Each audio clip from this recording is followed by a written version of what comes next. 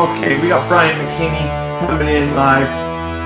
If you like what we're doing, Hazy and T, I Only Touch Greatness podcast. Big Mike's not here yet. He's on his way. Let's go. This is your boy Bryant Mckinnie, Superbowl champion, and I'm on I Only Touch Greatness podcast.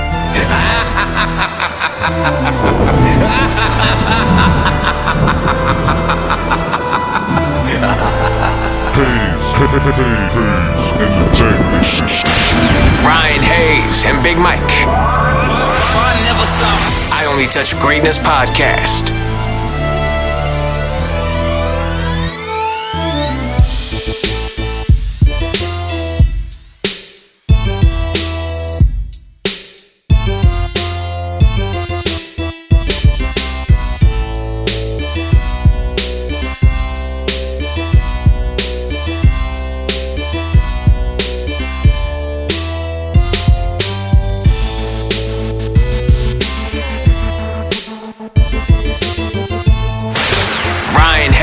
And Big Mike. Never stop. I Only Touch Greatness podcast.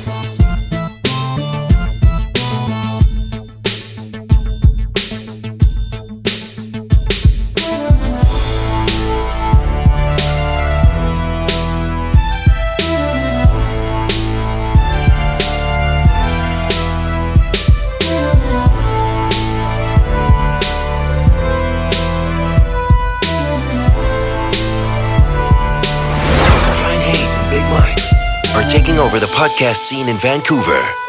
Get down or lay down. Lay down. Lay down.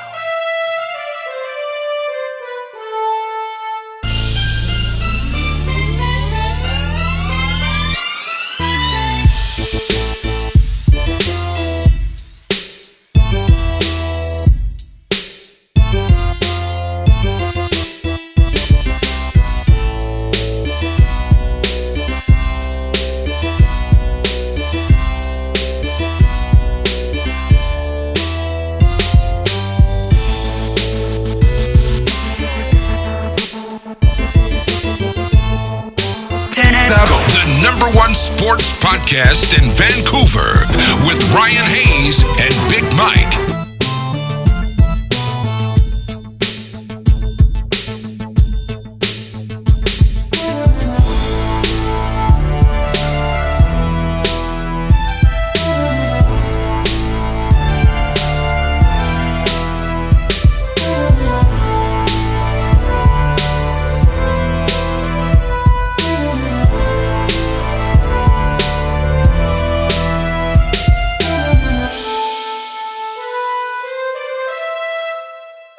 This is I Only Touch Greatness podcast with Ryan Hayes and Big Mike.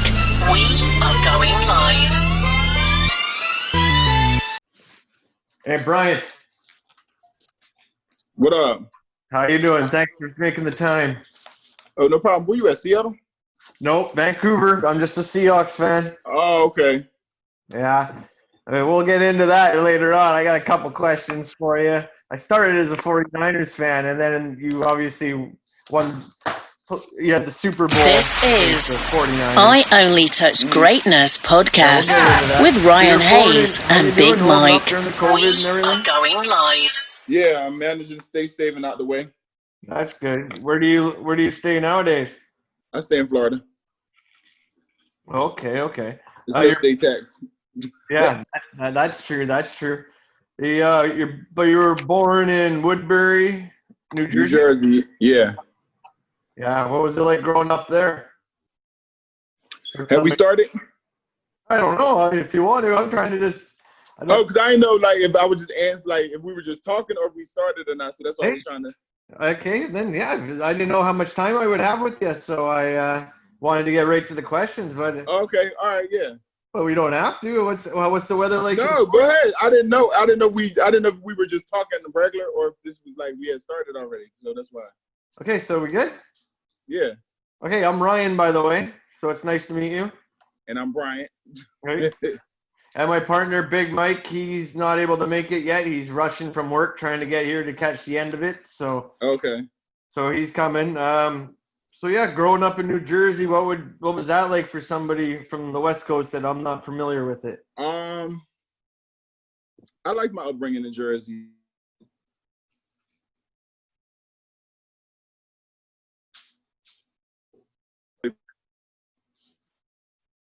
It's too like big or too tall for that age group, you know, for the weight and stuff. I was like the size. If I was 9, I was like the size of the kids that were like 12. So I couldn't play with them. So I wrestled. I started off wrestling, and then after wrestling, she put me in the basketball like around 4th grade, and then I kind of played basketball and was doing pretty good at basketball. And then I didn't go out to football until 9th grade. And you spent 2 years of college in Scranton, Pennsylvania? Yeah, I went to junior college. So basically when I got to high school, I started playing football. Came from a small school before I graduated, about like 93 people in my class. But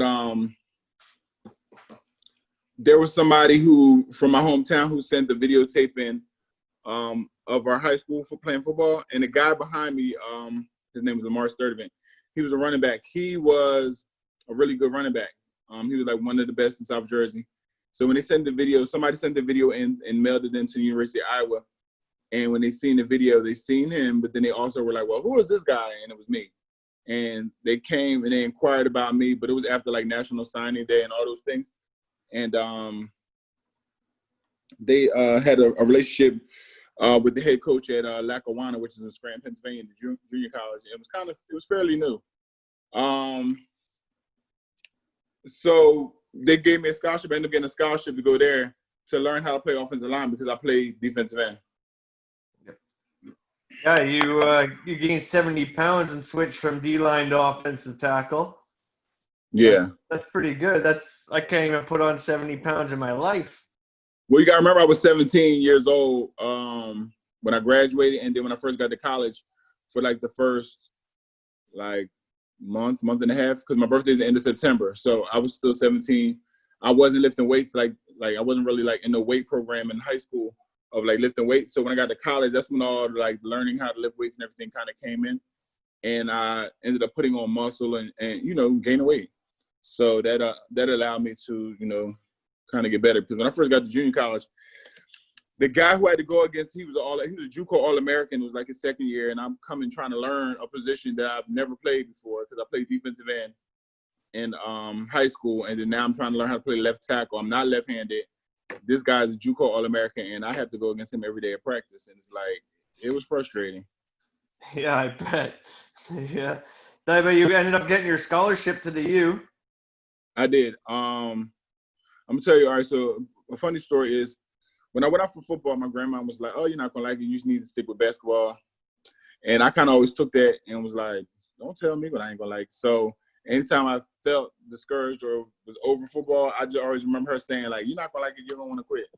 So that's what always kept me going. So even when I got the scholarship to go to the junior college, I was like, "Grandma, remember you said?" And then got to the junior college, and then after my first year, became a JUCO All-American. Now, remember when I went to the junior college because Iowa sent me there because I was late. The National Signing Day had already passed, so I was committed to go to Iowa. But after my first year after junior college, Hayden Fry retired after my first season. What's the odds? My first year there, and then after that he retires. So now it kind of made it, and then I became All-American, the JUCO All-American that season too. So it now made it where I'm open to talk to other schools because before no schools could talk to me. But by him doing that now, it opened up the ball game for, you know, other schools to come after me and have conversations. So then that's what happened. And then I went into my junior year becoming a preseason All-American for JUCO, and then played through that season and became a 2-time JUCO All-American. And then I was now, you know, just looking at different schools and stuff where to go. And Miami was definitely one of them. And I took a visit to Miami. Yeah, it's pretty nice down there. It is. Yeah. I don't know what I was thinking though, because you know, at the time Arkansas, because you know why? When I came to Miami on the trip, it was like December, and I had got like a cold coming from Scranton, Pennsylvania to Miami. So like my first day I was fine.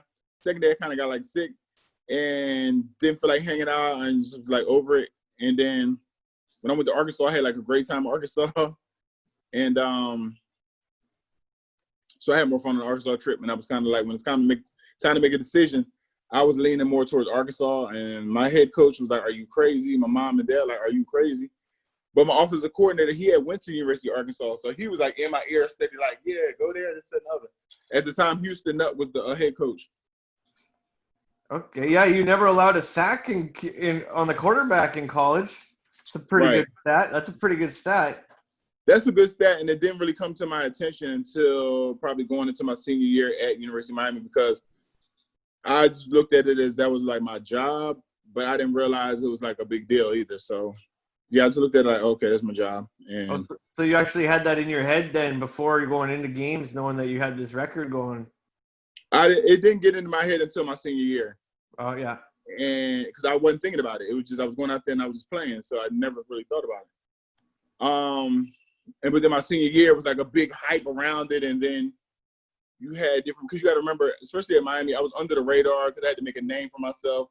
So I kind of flew under the radar. But now going into my last year, it's like he's never given up a sack, and and it's like, oh, then you got somebody who was a sack master at the time, Dwight Freeney. That was like the highlight, because now it's like he's like leading the NCAA in sacks, and I haven't given up one. What's going to happen here when they face off and things like that? And I was able to get past him without giving up a sack, and that was good. Yeah, the 2001 national championship, you won that as well. We won. Hell of a roster. Really, the year before was a good roster too. And we actually, my junior year, could have split it with Florida State, because I don't know, we beat Florida State in the regular season, but somehow when it came to the bowl game thing, it was like they jumped ahead of us to be able to play in the national championship, even though we beat them. And then they lost. So if they would have won, because we had won our bowl game, we would have split the national championship with them, but they lost to Oklahoma. And that's when we started saying we had to take destiny in our own hand and not rely on anybody else. Yeah, and you were roommates with Jeremy Shockey. I was. So my senior year, it was Jeremy Shockey and I were definitely roommates. And yeah, he's fun. He's fun. Oh yeah, he seems like he would be. I've been a fan of his for a while. I was always taking him in fantasy football. Got you inducted into the Hall of Fame in 2012. Yes, actually, me and Ed Reed both went in that same year. That's your buddy. Ed Reed's your good friend as well. I have in my notes. Right, and we actually were teammates at the time too, both in Baltimore. And actually, after we went in the spring of 2012, we actually that season ended up going to the Super Bowl after that.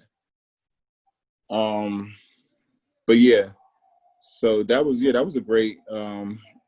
And that was something else I never thought about before when I was going to Miami. Like, I never thought about being in the Hall of Fame. It was just like I kind of just was doing my job, and I really wasn't thinking about the accolades. And even when I was my senior year, when they told me about the Heisman voting, and I finished 8th in the Heisman, and it was kind of like, okay. Like, I didn't really give a reaction. They were like, you finished 8th in the Heisman. It was like, why are you telling me that? Like I wasn't there. I wasn't one of the people that was invited, and two, I ain't win. Like, so, okay. So later on, I realized that was still a big deal to even be mentioned in that talk. And I'm an offensive lineman, so for me to even be in that conversation, I realized later on it was a big deal. But at the time, I was just like, okay. Yeah, you were just playing the game that you loved. Right. You had the 80-game consecutive start streak with the Vikings, 2003 to 2007. I personally can't stand the Vikings, but why? I can't stand the skull, and they come to Seattle, and they're all doing the skull. Seattle's pretty loud too. Yeah, and I go to a lot of games, so I just can't stand the Viking fans. But other than that, that's yeah. Why would the fans do? Because they're I've fans. never heard nobody say nothing about the fans before. I can see you saying like the Eagles or somebody else who are like a little obnoxious. Yeah, Eagles fans are obnoxious for sure. That's for sure. And I love Bills Mafia, but I don't know. The Viking fans, you see them, they come into the restaurant and they all got their gear on before or after the Seahawks game. and they've got the whole bar going skull. I don't know. What's wrong with that? I know it drives me crazy in the Seahawks as a Seahawks fan, but that's part of the game, right?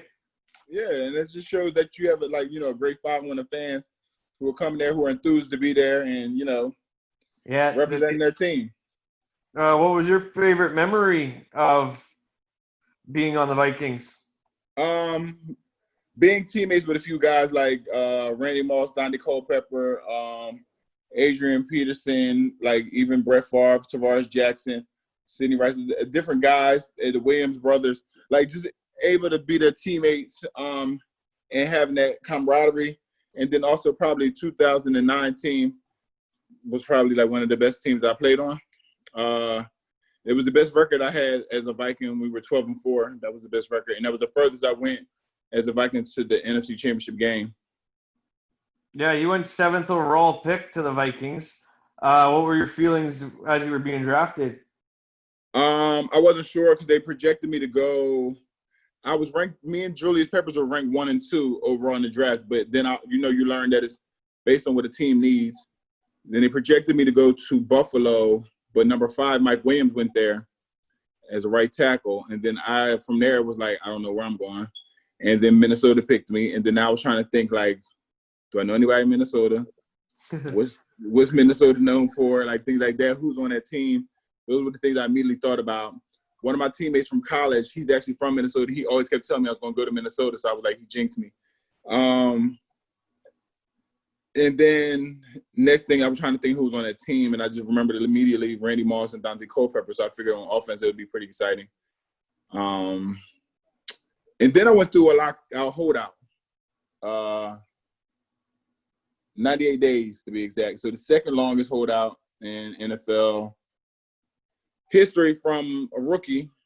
And I was kind of like, after a while, like, am I going to play the season? I had like 1 week left, and then it was like I would have to go back into the draft for the following year, and the Vikings would have lost the pick. But they got the deal done.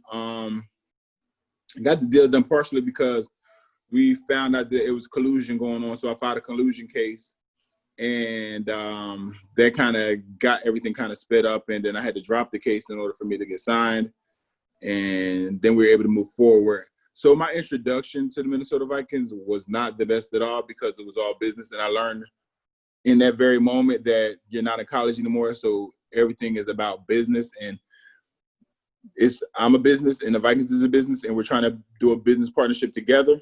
And that's what I have to realize. So I always viewed it when people like when fans would look at players and players decide to ask for a trade or just do something else. And then the fans are so pissed off at them. But then if the team does that and say, yes, we no longer seeing eye to eye, so a team will release somebody, and then the fans are okay with that. And it's like, well, why if the player is asking to make a business decision, it's not okay. But if the team does it, y'all are okay. It's like, oh, okay. No, it has to be fair on both ends. And if that player feels like they're not reaching their potential being there and they want to go somewhere and get a fresh start, then that's what's best for them. And there's no like disrespect to anybody because the team feels that way. The team will do it too. So it's just business. And that's what people have to understand, that it's business. Yeah, this isn't one of my questions. I'm just throwing this in here. Do you watch that show Ballers? Yeah. Yeah. I've seen it. Yeah, I never really thought about that side of the business until I started seeing that show, and that the players need somebody to like control their money, and they have that many people. Well, yeah, you have a financial advisor, but yeah. he doesn't hang out with you like that, like on the show. Yeah. So like on the show, it's like their financial advisor is out and about with them all the time. No, my financial advisor is way in North Carolina. Like they're not just with me everywhere. Like you meet up with them every once in a while. So it's a little exaggerated, but you do have that. Yeah, my financial advisor is actually one of my better friends. Oh, okay. So I do actually hang out with them all the time, but. Oh. Well, normally your financial advisors are like a lot older than you, and they don't want to be out and about like that, you know? Yeah, I just got a smart friend my age that's really good with money, and he works for the banks. Oh, okay. So, yeah, he's good. Big football fan, too. He said to say hi. That's why I kind of transitioned into that pretty good. Okay. Okay, you got the 2009 Pro Bowl selection, which was pretty awesome. You didn't get to play though. And let me explain why I didn't get to play Yes, either, because that's what I want. this is the thing I don't like about media sometimes. But you know what happens is things happen because you know why people don't fully explain things, and that person ended up getting fired probably like the following year or whatever. So the training staff and the coaching staff for my team that year was the Dallas Cowboys. That athletic trainer. So I had plantar fasciitis, and I had it during the season, right? And we just played in the NFC Championship game. So straight from that game, I had to take a toward-off shot because my foot was, really bad. So when I got to the Pro Bowl, the shot was still there. The shot wears off normally like Tuesday or Wednesday. When it wore off, I realized I kind of forgot because a toward-off shot basically numbs everything, right? I don't normally take those. So I kind of forgot I took the toward-off shot because I took it on Sunday. But it didn't wear off until about Wednesday morning. So when I got there, you immediately have to go to practice and that. So I went to the probably like the first 2 practices, and then when I realized like, oh, and I'm not taking another shot just to play an all-star game. So I was like, oh, I need to kind of try to get out of here and y'all get, whoever the alternate is to come in. So I scheduled a call with the trainer. He said, okay, come see me this time. I call him and I'm going to go see him. He's not there. He's like, oh, I went out. My family's here. We went out to go eat. Okay. They went to go eat. He said, I'll call you when we come back. Okay, so I'm waiting. And then my family calls me and like, okay, well, let's go get something else. I'm waiting on the trainer. So I said, I'll wait. So then the trainer hits me, some time later. He's like, hey, I'm still out. We ran over a little late. Could you come a little later? I said, well, at this point, can I just go eat with my family too then? He was like, yeah, that's fine. Just go with them and just text me, come back. Okay. So I went out to eat. And he was still gone. So then I text and I'm like, well, we're still out. Are you back now? He was like, well, just come down in the morning or whatever, whenever you wake up. Okay. So I waited till tomorrow. So I missed practice. So by me not being at practice, it was like, he didn't show up at practice. It was like, I was checking out of here. Like, I'm not playing. Like, so it should have already been, somebody should have already said, like, yes, so start getting the alternate in or whoever else in because he's trying to leave. And I was trying to leave since the day before. But since you wanted to go out to dinner with your people and not handle business, and then you extended your dinner and have me sitting there waiting all day long to try to get seen so you can just see that I do have an injury, it now gets drug over to the next day like, oh, early, because it's early morning practice. Now it gets drug over the next day like, he didn't show up to practice. I was never coming to practice. And we had a discussion about this, and you ain't say nothing. So I was married with that person. Then I ended up seeing they got fired like a year or so later. But was that Pro Bowl in Hawaii? No, it was in Miami. Oh, okay.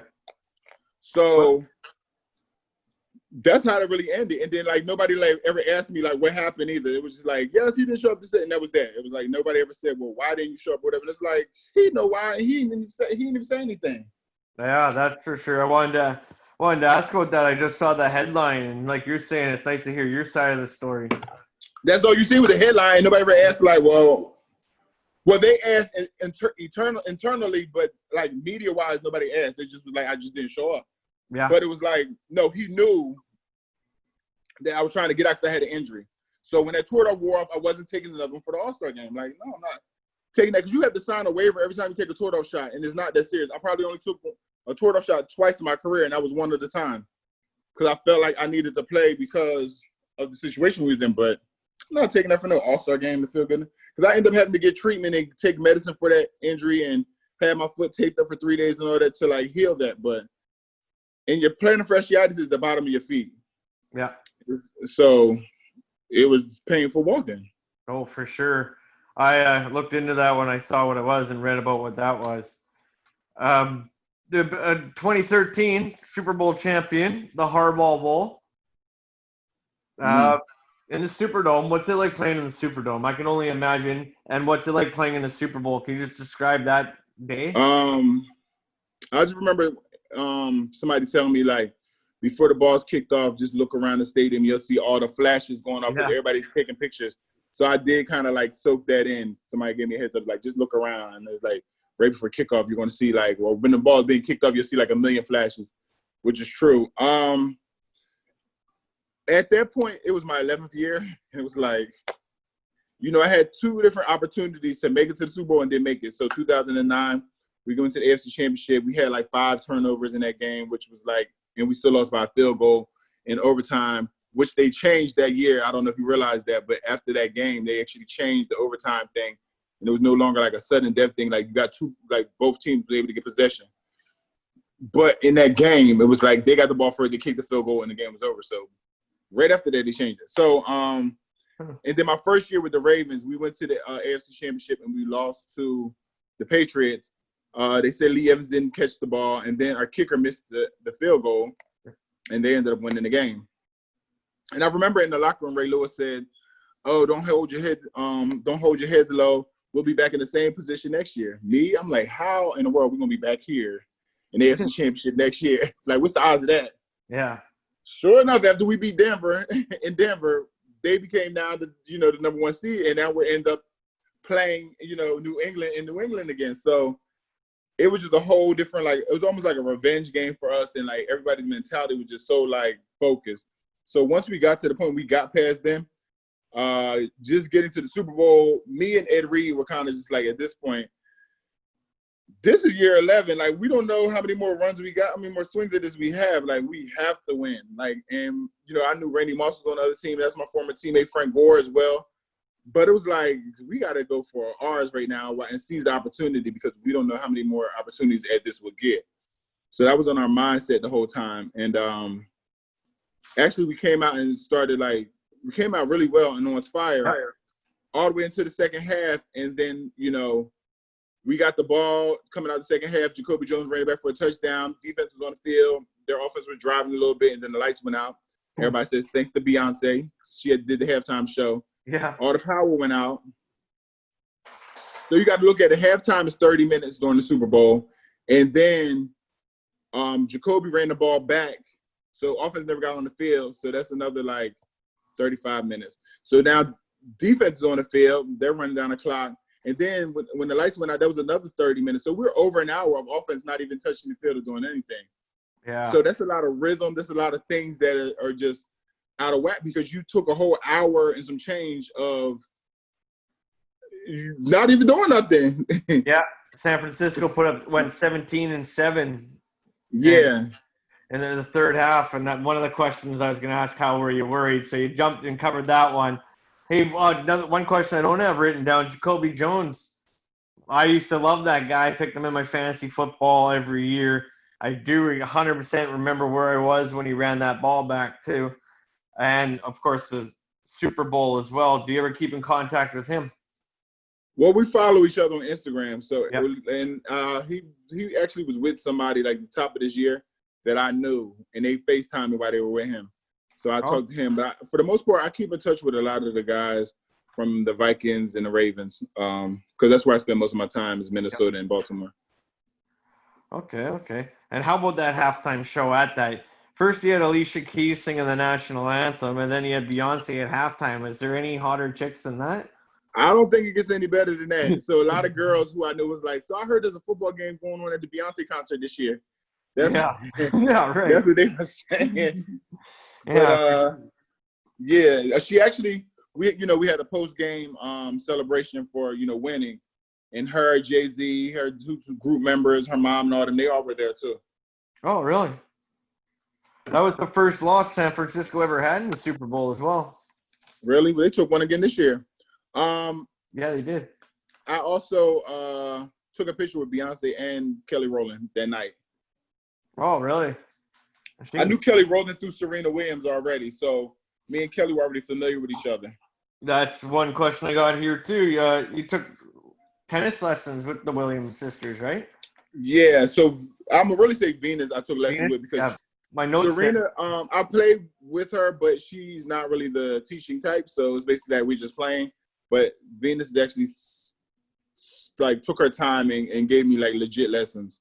So, yeah, I kind of played tennis. And I'm going to tell you what's funny is Coach Harbaugh knew that I do tennis. I would do tennis for my, like, we weighed in every Friday. So Thursday night I would have dinner, and then I would go and I would have an hour tennis lesson. So he knew I did that as my cardio during the week, because I didn't like to do just run on the treadmill. So it was like, okay, let me learn something and still run around and sweat. So during the Super Bowl, he made me bring my tennis bag. He made me bring my tennis stuff to New Orleans, and then he arranged me to still do my same ritual. And I had to play against his assistant who played in high school. And he made like a big announcement in the team meeting during Super Bowl week. And was like, today we have a matchup, and I'm gonna let you know the score tomorrow. And he read his assistant's accolades for high school, and then saying they playing against me. And I'm pretty sure about 90% of the guys in there just didn't think that I would win. But I ended up being his assistant 6'3", 6'3". Hey, there you And go. he had to announce it the next day. But I already know his assistant went in the tennis match not knowing that I had already was taking lessons.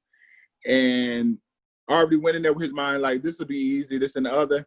Where me, I was in there like, he played in high school, so he might be pretty good. So I'm a different, like it's different. He's thinking it's going to be a cakewalk, and I'm feeling like I have a challenge. So our mindsets are totally different. And then when I jump out ahead of you, you're like, oh my gosh. And then it's like too late. Yeah, no, that would be awesome. That would be awesome. The Ray Lewis's final game was also that Super Bowl. It was. The year before he wanted it to be his final year, but we didn't make it to the Super Bowl. But I'm going to tell you it was funny, going back to when I left Minnesota, and he's the one who called me up and told me, like, oh, don't look at no other teams because you're coming to Baltimore. He was on the phone with me and was like, you're the missing piece. You're going to get us to the Super Bowl. You're going to get me to that confetti. Like, you're coming here. And I'm like, dang. First of all, I didn't even think that far. I was like, okay. But then I look back and I'm like, is he a prophet? Because how did he even predict that? Like, he called that out. So he knew. So even like that first year when we went 12-4 and we made it to the NFC Championship, but we didn't win, he still was like, I'm coming back next year because we're going to go. Like, that's how I'm leaving. Like, that's how it's meant for me to leave, is winning the Super Bowl. And we won. And your boy Ed Reed, he vouched for you for the Ravens to take a look at you, right? It was Ed Reed and Ray Lewis. It was both of them. Okay, yeah.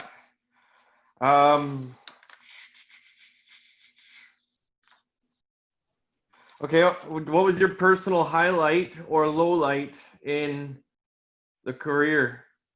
Highlight being the Super Bowl? Highlight is definitely the Super Bowl.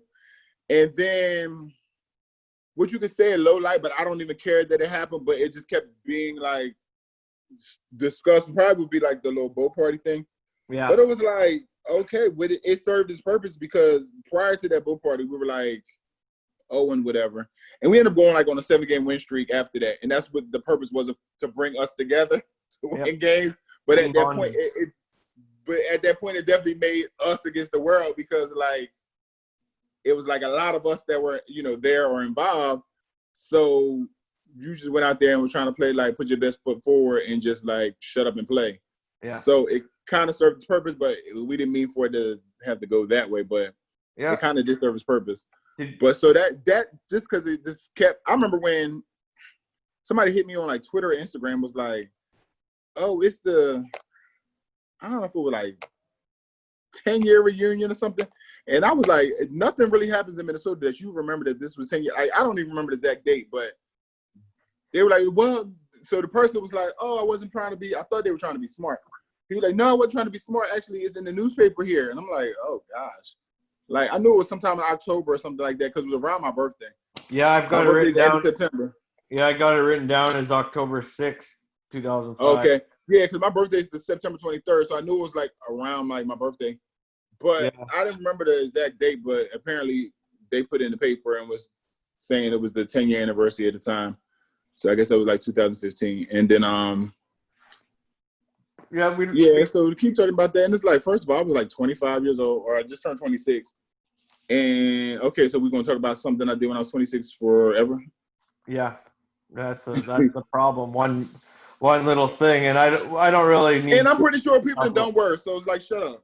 Yeah, exactly. And like I wanted to ask you beforehand last week when we were talking about that, but you're also part of what's Lovin' Hip Hop Miami? It's a reality show, but I didn't stay on too long because I'm not with that show's about drama, and I don't live my life with drama and be arguing with people and stuff like that on TV. Like, No, I'm not doing that. So they had asked me to come on a bunch of times, and I kept rejecting the show. And then finally, they caught me one day just when I was in the mood, like, okay, let me try it. And I did it, and it was just like, this is not my life. Like, I don't sit here and be arguing with people about dumb stuff. Like, this is like high school. And I did the one season, and I was just like, no. And they asked me, they brought me back the second season. I just didn't show up. I didn't come to no scenes. I didn't reply to the emails, and I just didn't take part because that show ain't gonna do nothing for me. I'm not an artist. I'm not trying to be famous for nothing either. It's like you run a music record. You're running a record label. Yeah, you're running a record label.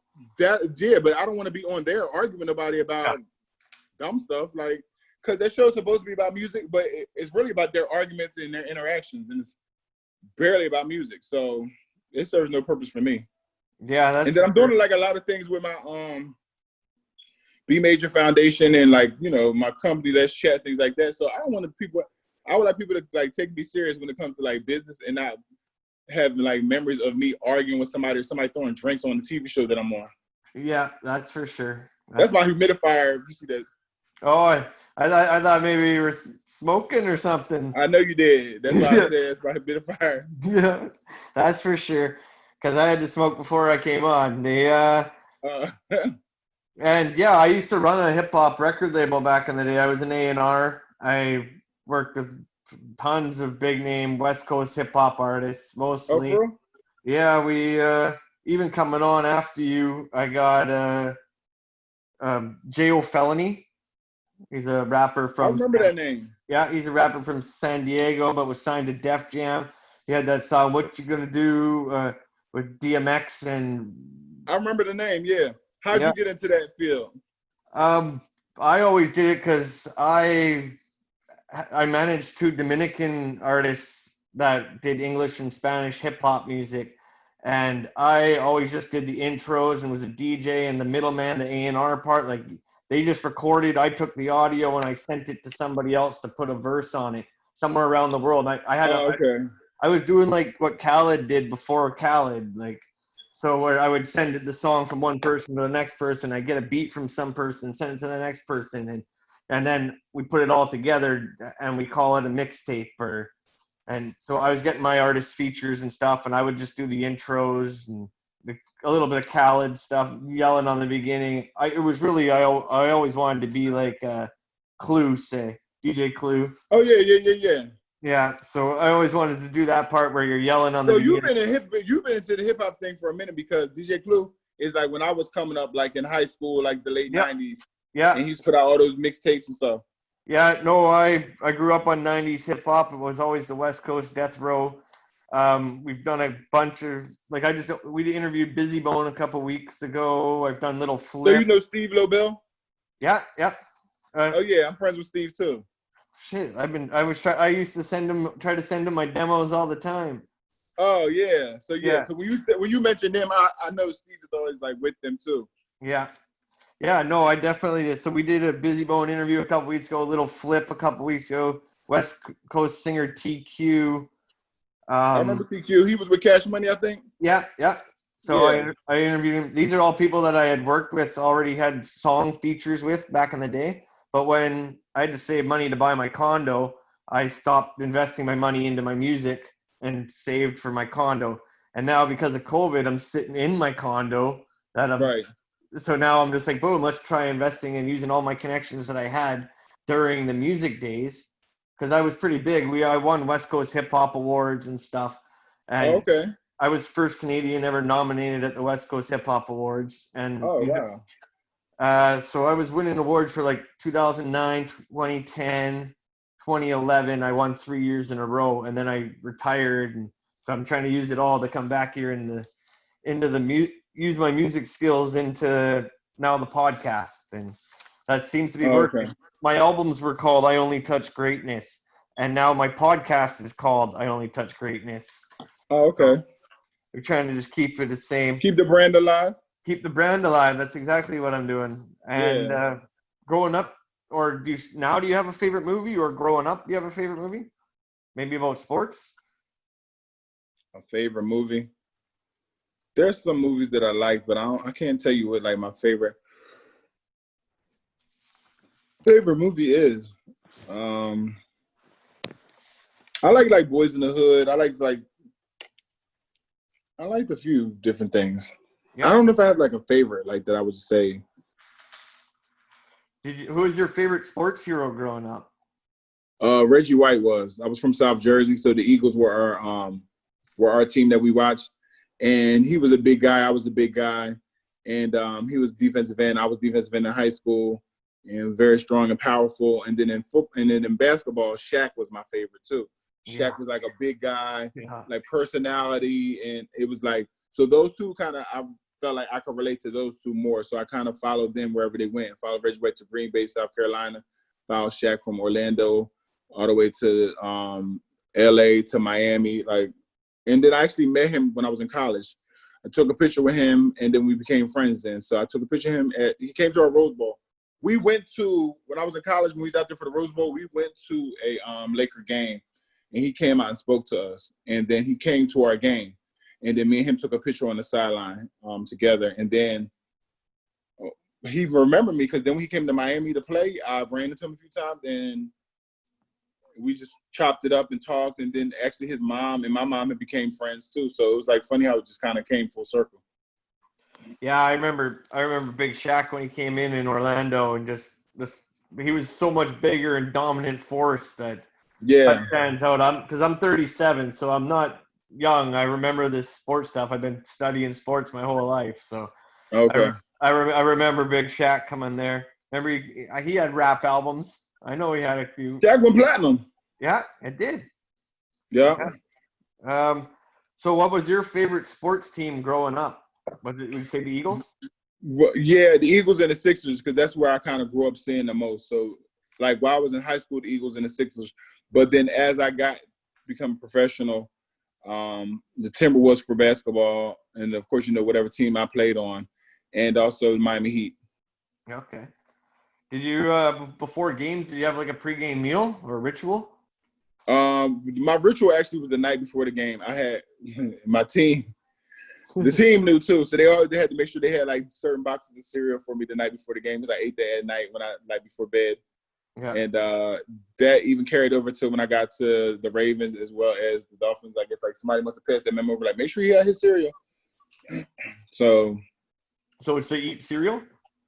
I would eat cereal the night before because you have the team snack at the end, and I would always have cereal. Like I would take the cereal and I just go to my room and be in bed and eat my cereal. I never ordered room service at the hotels. The 2 times I ever ordered room service, I got injured. I got injured in the game the next day.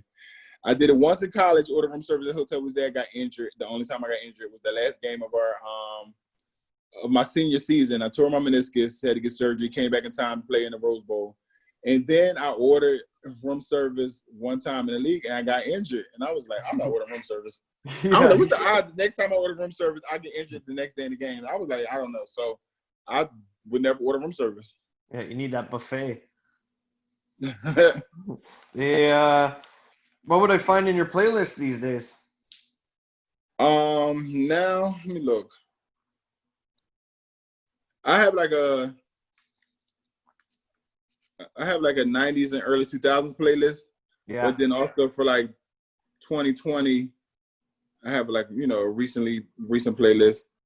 Yeah. And I have people like hold on. Did you have a go-to song before you went out on the field?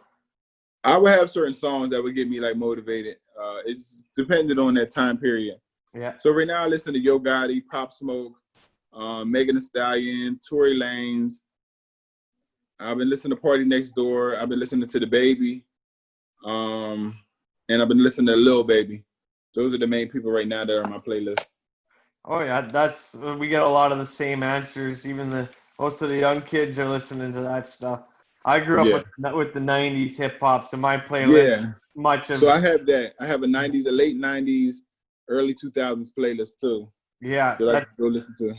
Yeah, I'd almost say like I kind of lost touch with it after maybe, I don't know, 50 kind of stopped doing rapping. And I love the whole 50 Cent Ja Rule era where he just okay, yeah. Where he just like early 2000s. Yeah, so after that era, it kind of changed, and like the new rap and the skinny jeans and the mumbling, and Yeah. I'm not really a fan of that, and I kind of switched I'm over not a to fan of the country. mumbling either because it's just like, what are we saying? And the drugs. All they do is promote drugs nowadays. Right.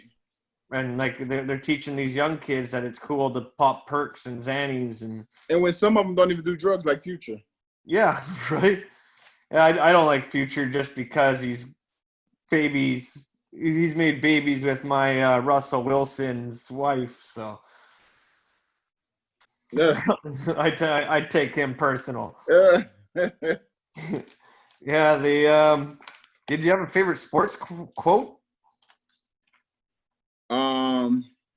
There was something that was in our room when I was the Vikings. One of our coaches put it up there, and it always would say, "Play at a level that your opponent is unwilling or unable to match." So I will always see that, and I always thought about that. So you go out, take the field, play at a level that your opponent is unwilling or unable to match. So that was one thing I always took, and I kind of memorized it and always thought about that. Do you play any fantasy football? I don't even know how it Okay. how it goes. You still watch a lot of football? I watch it, but I don't really know about the fantasy side. Okay. Alcohol. I know you're really big on working out and stuff. Do you drink? Yeah. What's your favorite drink? Was the question. Okay, so tequila. Don Julio, 1942. Don Julio Blanco, Patron Blanco. Those are probably like my two. There's another one called Dobel. So I like tequila. I drink my tequila on the rocks. My co-host is Mike, who's talked to you originally. His last name, his actual last name, like on his certificate, is Patron. Oh, really? Yeah. So he's Mike Patron. That's funny. That's a pretty sweet last name. Right. What do you think about weed in the NFL and stuff? I think they're allowing it now, right?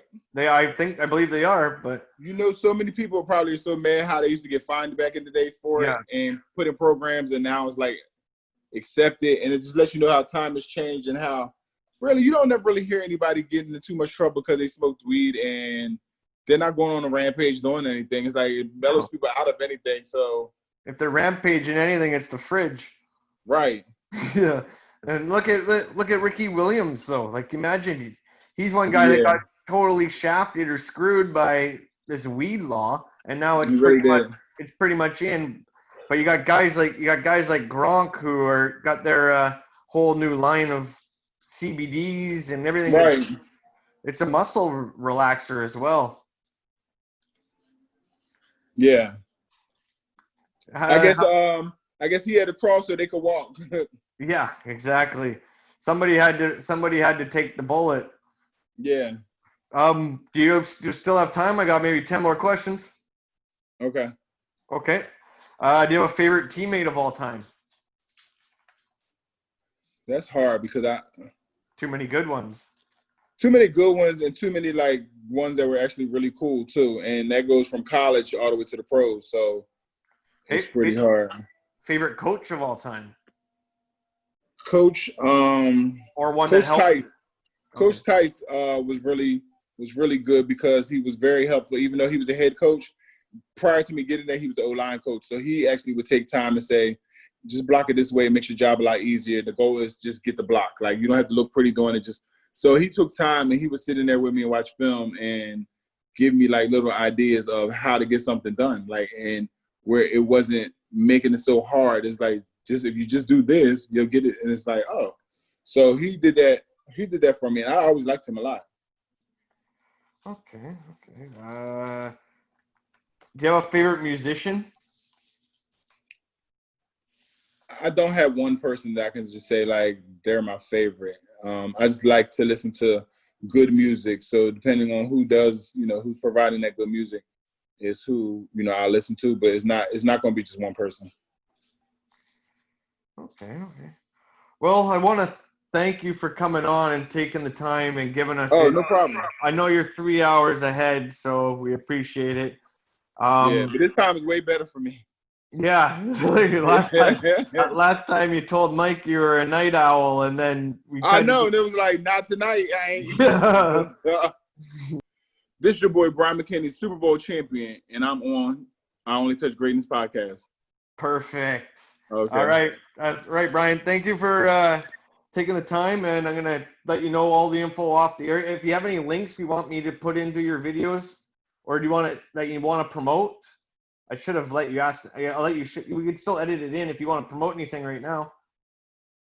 Basically just Let's Chat, but it's my language translator. So Let's Chat, LETZ, chat.com, and people can go there, and it's a plugin that we put into your website, and it'll convert it based off the device language to 104 different languages, and then we also have it in text form too, so you can get a Google number from us, and you'll be able to text somebody, and it'll translate it in real time based on the device setting. Okay. Well, off the air then, we'll can you send that over just so I spell everything right? Okay. Yeah, if you want to send that over, and I'll hit you up as soon as the video is all edited and ready to go. It's usually got about a week and a half turnaround. I tried my best to do quicker, but okay. So this one went pretty good. I don't have to edit very much out. So. Oh, good. All right. I thank you for your time. Have a great weekend. You too. Okay. Thank you.